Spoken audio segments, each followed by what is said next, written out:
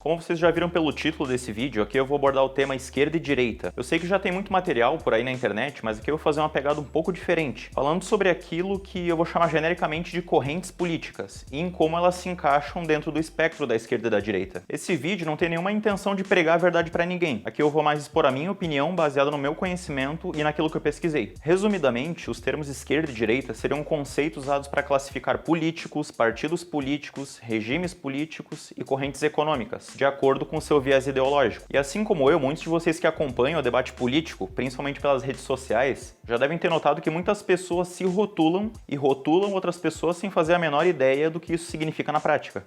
Aí, meu irmão, toda direita é fascista, nazista e capacho do imperialismo norte-americano, moro? Esquerdistas só defendem maconha, Venezuela e mamadeira de piroca, porra. E é óbvio que a coisa não é assim tão simples. A política não é dividida apenas entre os dois extremos da esquerda e da direita. Existem várias correntes de esquerda e direita. Algo que contribui muito para essa visão seria uma confusão que as pessoas fazem entre teoria e prática. Porque muitos não percebem que para uma classificação ideológica ser feita de forma legítima, não basta que um político ou um partido se assumam como tal. É preciso que eles também coloquem em prática aquelas ideias que eles dizem assumir. Por exemplo, pegando partidos políticos aqui do Brasil. Nós temos o PSDB, que na prática não é social-democrata. Nós temos o PSB, que não é socialista. Nós temos o PTB, que não é trabalhista. Nós temos o Progressistas, que não é progressista. E também tem um outro caso bizarro, que é o Partido da Mulher Brasileira, que na verdade foi fundado por homens e diz abertamente que não se identifica como um partido feminista. Então, né, lógica pra quê? O que acontece é que na prática, a grande maioria dos membros desses partidos fazem totalmente o contrário daquilo que significa o nome da legenda que eles carregam. Por exemplo, um político faz parte do Partido Comunista, se assume como comunista, mas ele chega na presidência e começa a privatizar empresas, começa a tirar direitos trabalhistas, começa a acabar com programas sociais. E um político que toma esse tipo de atitude, na prática, não é um comunista. Ele pode fazer parte do partido, ele pode se assumir como tal, o teu tiozão do Zap pode dizer que ele é comunista, só que ele não é, e ponto final. Comunista do diabo! E agora pegando o exemplo de um país aqui, nós temos a Coreia do Norte, que tem como nome oficial República Popular Democrática da Coreia. E agora me respondam, vocês acham que esse país é uma democracia só porque tem democrática no nome? É complicado, né? Portanto, antes de saírem acreditando em rótulos, pesquisem o seu significado e vejam se isso bate com aquilo que é posto em prática por esses partidos e esses políticos. Mas então, essa aqui é a parte do vídeo onde todo mundo começa a me odiar, né?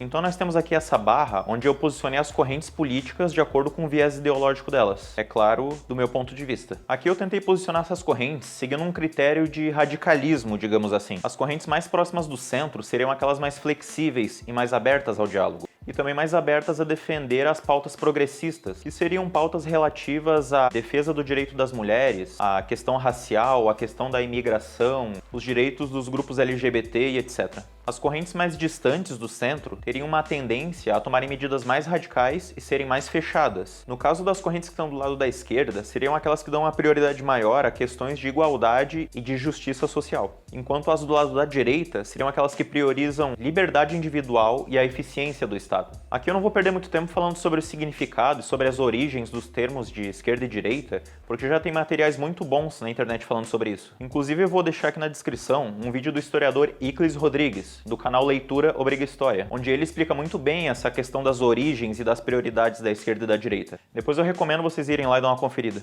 Mas então vamos lá.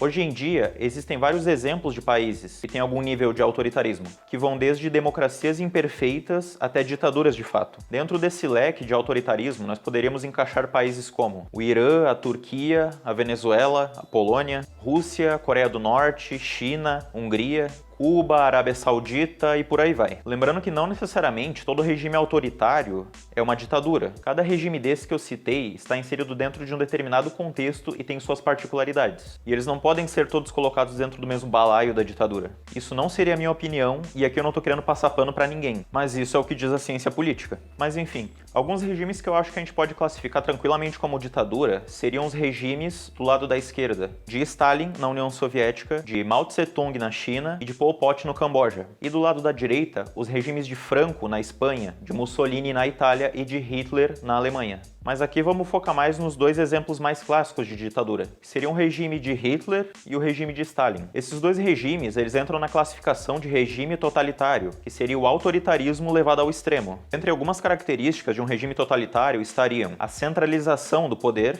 um país com regime de partido único, intensa repressão aos opositores políticos, o culto à personalidade do líder, intensa propaganda estatal, o incentivo ao patriotismo extremado, a censura aos meios de comunicação e a busca constante por um inimigo em comum que justifique o endurecimento do regime, que podem ser tanto os judeus, negros, ciganos, socialistas, no caso do regime nazista, ou os burgueses, os opositores e os traidores da revolução, no caso do regime stalinista. Mas apesar desses pontos em comum, existem grandes diferenças entre esses dois regimes, que tinham origens e objetivos completamente diferentes. O regime de Stalin foi uma consequência da Revolução Russa, que teve apoio das camadas populares e tinha como objetivo pôr fim às elites econômicas e ao capitalismo.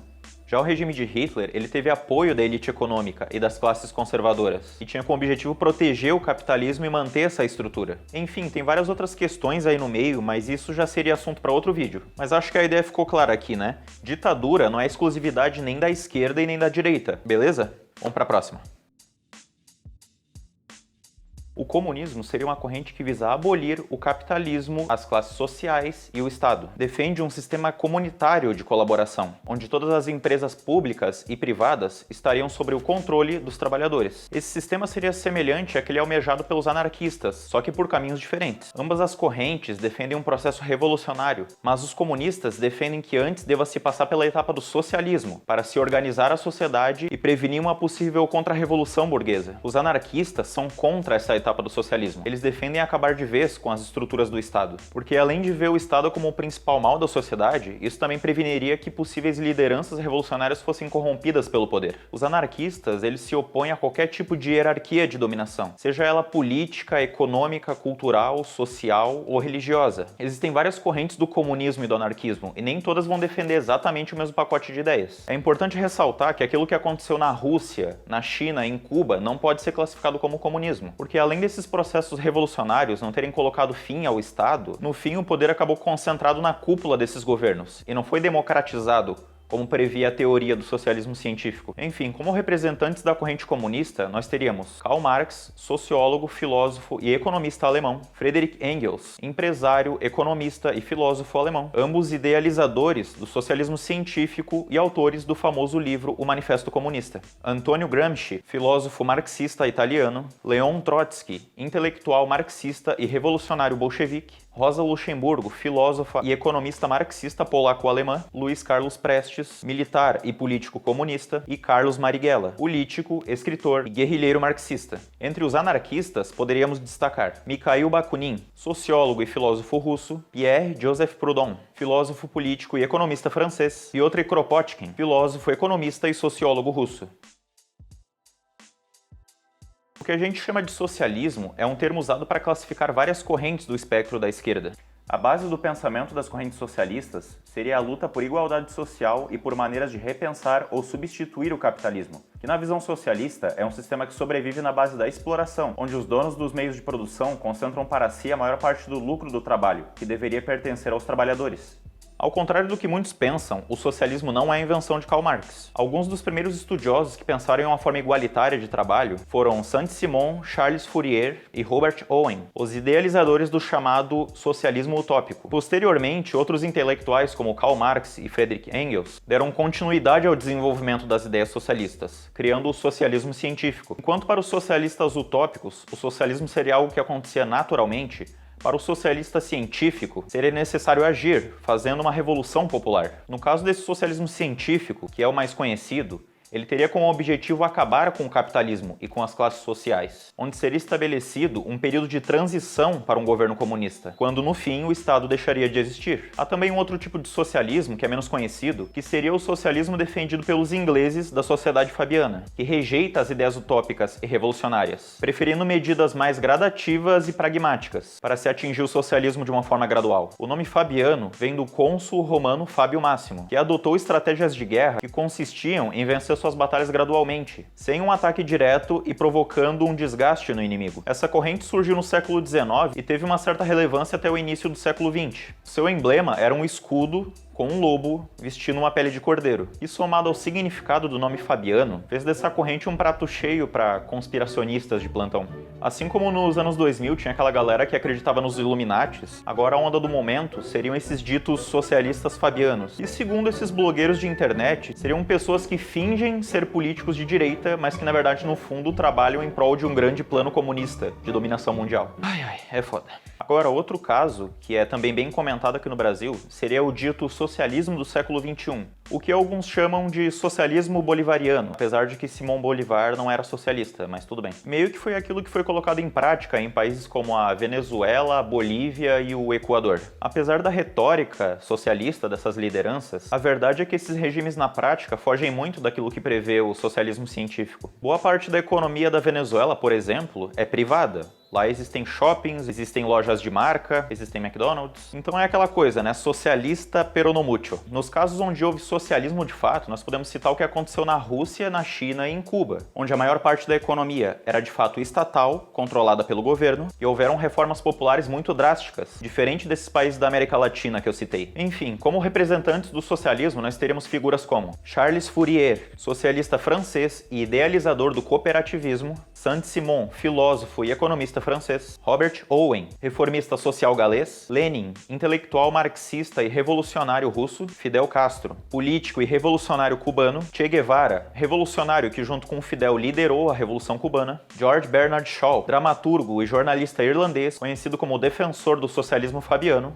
e por último os representantes do socialismo do século XXI, Hugo Chávez, ex-presidente da Venezuela, Nicolás Maduro, atual presidente da Venezuela, Evo Morales, ex-presidente da Bolívia, e Rafael Correa, ex-presidente do Equador.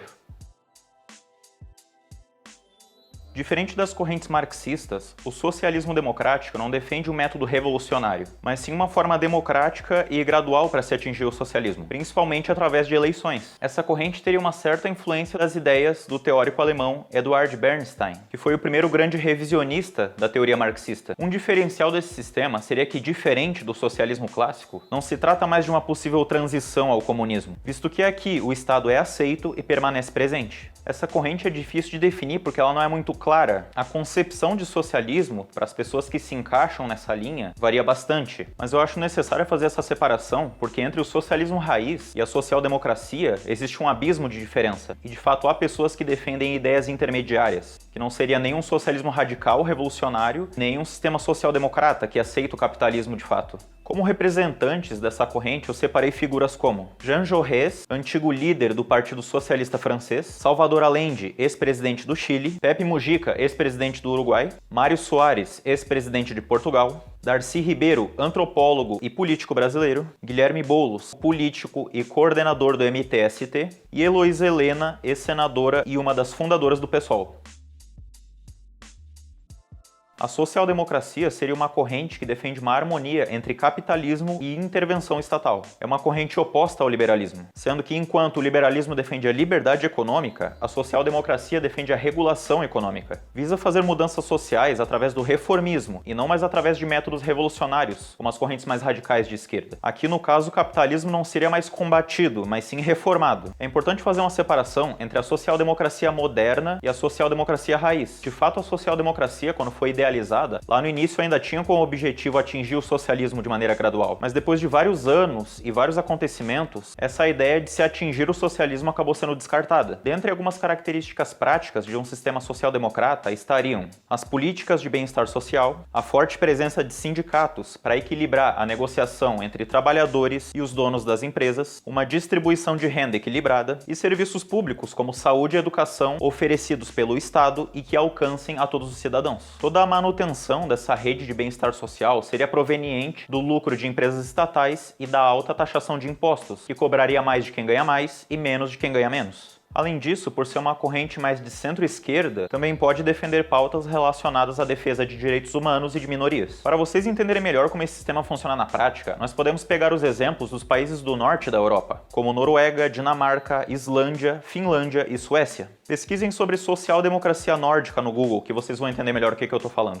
Enfim, Como representantes da social-democracia ou que se aproximam dessa linha, nós podemos citar Eduard Bernstein, teórico político alemão e o primeiro revisionista da teoria marxista, Karl Kautsky, filósofo tcheco-austríaco e um dos fundadores da ideologia da social-democracia, Ferdinand Lassalle, teórico socialista, escritor e político alemão, John Maynard Keynes, economista britânico que teve grande influência nos governos sociais-democratas do século XX, Clement Attlee, ex-primeiro-ministro britânico que implementou as bases do bem-estar social no Reino Unido, Olaf Palme, ex-ministro da Suécia, Bernie Sanders, senador dos Estados Unidos, Mette Frederiksen, primeira-ministra da Dinamarca, Stefan Löfven, atual primeiro-ministro da Suécia, Sanna Marin, primeira-ministra da Finlândia, Leonel Brizola, ex-governador do Rio Grande do Sul e do Rio de Janeiro, Ciro Gomes, ex-governador do Ceará e Lula, ex-presidente do Brasil.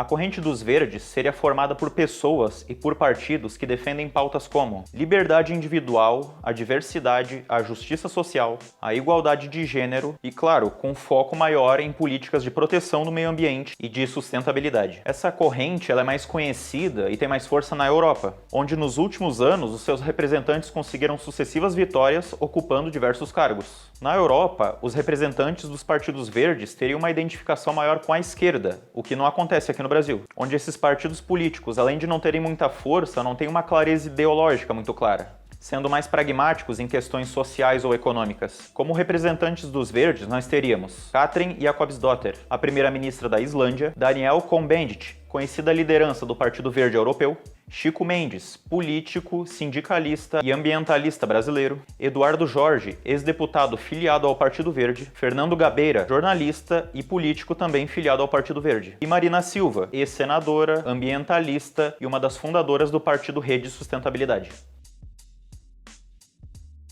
Apesar de meio confusas, essas correntes seriam aquelas que buscam achar um equilíbrio entre esquerda e direita, na maior parte dos casos, entre a social-democracia e o liberalismo. A terceira via foi uma corrente que meio que surgiu como resposta aos governos de Thatcher e Reagan. Nesse caso, há uma conciliação entre um certo liberalismo econômico com uma preocupação social. Aqui é importante ressaltar que centro e terceira via não são exatamente a mesma coisa, já que a terceira via defende algumas pautas específicas, e o centro seria mais pragmático, digamos assim. Por exemplo, é possível que um político seja a favor de distribuição de renda, mas seja contra a taxação de grandes fortunas, mas defende o direito dos indígenas, porém seja contra o casamento gay. Eu sei que isso parece um Frankenstein meio estranho, mas isso existe, isso é sério, e a gente não pode confundir os políticos de centro com os políticos do centrão. O centrão seria um termo pejorativo que é usado aqui no Brasil para designar aqueles políticos que não têm muita clareza ideológica e só pensam em maracutaia, né? Vocês sabem, aquele negócio que a gente conhece bem. Muitas pessoas acham que os políticos de centro não existem, que todo mundo obrigatoriamente tem que estar colocado na esquerda ou na direita. Mas eu acredito que há sim políticos sérios que tentam fazer esse equilíbrio entre as pautas. É claro que ninguém vai estar 100% cravado no centro, mas eu acho que tem uma área cinza ali que dá para encaixar essas pessoas. Enfim, como representantes do centro e da terceira via, nós teríamos Anthony Giddens, sociólogo britânico e idealizador da corrente da terceira via, Tony Blair, ex-primeiro-ministro britânico, Bill Clinton, ex-presidente dos Estados Unidos, Emmanuel Macron, o presidente da França, que é taxado de extremo centro pela mídia,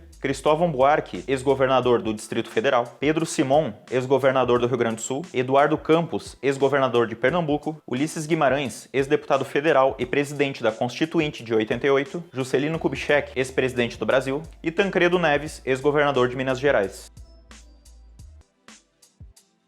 O social-liberalismo, que no passado foi conhecido como novo liberalismo, é uma corrente que defende a ideia de que só existe liberdade individual quando existe justiça social. Ou seja, um social-liberal só acredita que uma pessoa é livre de verdade quando ela tem qualidade de vida.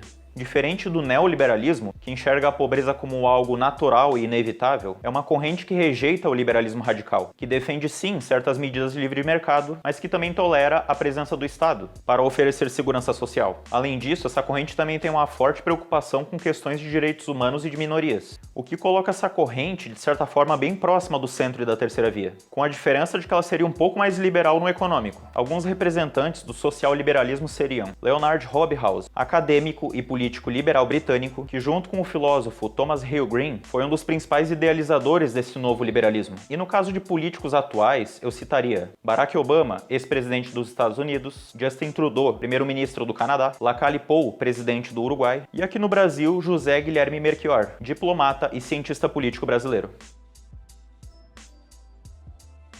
A democracia cristã é uma corrente de direita que tem sua origem no século XIX. Ela foi oposição às ideias socialistas, mas também não é muito simpática às ideias do liberalismo radical, sendo mais centrista e pragmática na questão econômica e mais conservadora em relação às pautas progressistas. Aqui no Brasil, essa corrente nunca conseguiu ter muita força política ou clareza ideológica. Um democrata cristão dificilmente vai apoiar causas como o aborto ou o casamento gay, mas ele também não vai ser aquele cara que vai atacar as minorias. Esses seriam os reacionários, que é uma coisa diferente de ser conservador. É meio difícil de definir as práticas dessa corrente, porque o que foi posto em prática pelos seus representantes variou muito de acordo com a época e local, mas o grande diferencial dessa corrente seria a defesa dos valores cristãos, não só no sentido conservador da coisa, mas sim pela influência da doutrina social da Igreja Católica, que é uma linha de pensamento que tem uma preocupação real com o bem-estar em sociedade. A democracia cristã ganhou bastante força na Europa, principalmente no século XX. Inclusive foi um governo dessa corrente que conduziu à recuperação da Alemanha após a Segunda Guerra, fazendo uso de um sistema econômico chamado economia social de mercado. Aqui haveria uma parceria entre patrões e sindicatos, que juntos buscariam um equilíbrio entre a produtividade e o aumento do salário dos funcionários. E como representantes da democracia cristã nós teríamos Alcide De Gasperi, ex-presidente da Itália,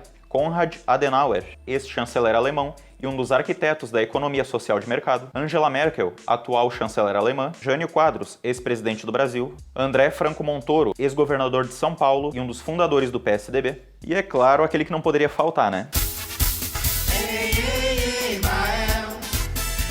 José Maria Emael, ex-deputado constituinte, o eterno candidato à presidência, que também é Um democrata cristão, pra presidente do Brasil.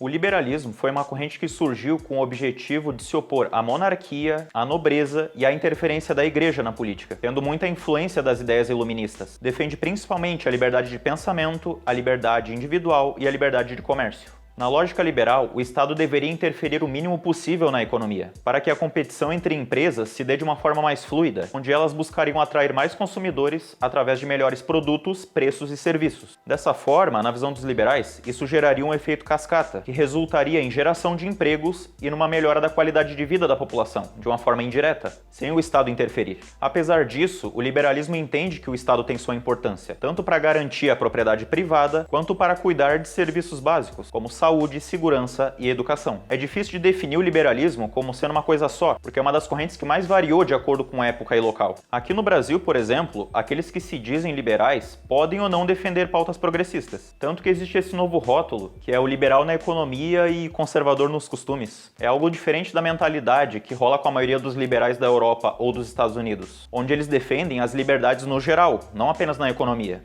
Enfim, representantes do liberalismo. John Locke, filósofo inglês conhecido como o pai do liberalismo. Adam Smith, filósofo e economista britânico, conhecido como o pai da economia moderna. E John Stuart Mill, também filósofo e economista britânico, conhecido por defender as ideias de liberdade individual. E alguns políticos que, na minha opinião, se aproximam do liberalismo mais no sentido econômico da palavra mesmo. Maurício Macri, ex-presidente da Argentina. Scott Morrison, primeiro-ministro da Austrália. Sebastián Pinheira, presidente do Chile. E Fernando Henrique Cardoso, ex-presidente do Brasil.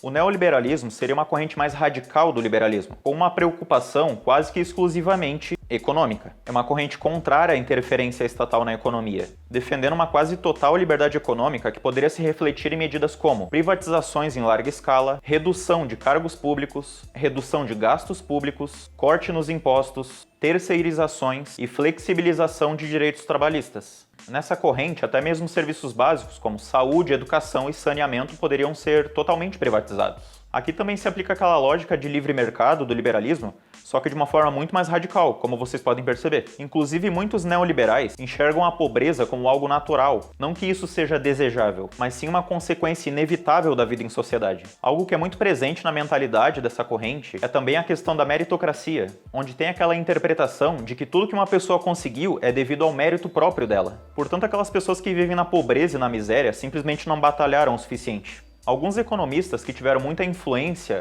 na grande onda de liberalismo da década de 80 foram Milton Friedman e Friedrich Hayek, economistas que obviamente eram grandes críticos das ideias marxistas, e inclusive das ideias keynesianistas, da social-democracia. Apesar de tudo, esses economistas viam a miséria como um problema para a economia. Inclusive, a ideia de renda universal é defendida por eles. Porém, questões como emprego, estabilidade e distribuição de renda já seriam outra coisa. Aqui o Estado deveria oferecer o mínimo para as pessoas sobreviverem margem e nada além disso. Entre os representantes do neoliberalismo estariam, então, Milton Friedman, escritor e economista norte-americano, Friedrich Hayek, economista e filósofo austríaco, Ronald Reagan, ex-presidente dos Estados Unidos, Margaret Thatcher, ex-primeira-ministra britânica, que também ficou famosa pelo apelido de Dama de Ferro, devido às duras medidas econômicas e políticas que ela tomou na gestão dela. Carlos Menem, ex-presidente da Argentina, Sanches de Lozada, ex-presidente da Bolívia, Paulo Guedes, o ministro da Fazenda do governo Bolsonaro, Roberto Campos, economista e diplomata brasileiro, e João Amoedo, um dos fundadores do Partido Novo. Aqui, vendo mais pelo viés econômico, também poderíamos citar o governo de Pinochet, no Chile, e de Alberto Fujimori, no Peru. Mas então, pessoal, indo para os finalmente, é possível que eu tenha cometido algum deslize aqui, porque afinal de contas esse é um assunto muito complexo e que divide até mesmo a opinião de especialistas. Mas o importante é que vocês tenham entendido a ideia principal do vídeo, que é: a política não é dividida apenas entre dois lados. Existem várias correntes que defendem ideias completamente diferentes. Mas então, eu gostaria de saber a opinião de vocês, o que vocês pensam do assunto, se vocês se identificam com alguma dessas correntes e por quê. E por hoje era isso. Valeu e até a próxima!